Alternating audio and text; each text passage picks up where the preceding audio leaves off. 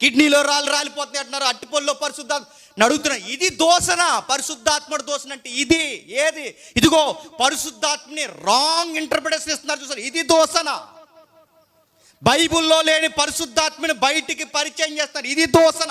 ఇది క్షమాపణ దొరకని దోషణ. ఇలా చెబుతుంటే మనల్ని దోషణ అంటున్నారు. మాది కాదు, మేము వాక్యంలోనే చెబుతున్నాం. మీది దోషణ. మళ్ళీ చెప్తున్నాను, మీది దోషణ. పరిశుద్ధాత్మని తక్కువ చేస్తున్నారు, ఇది దోషణ. ఇది మరలా చెప్తున్నాను, క్షమించలేని దోషణ.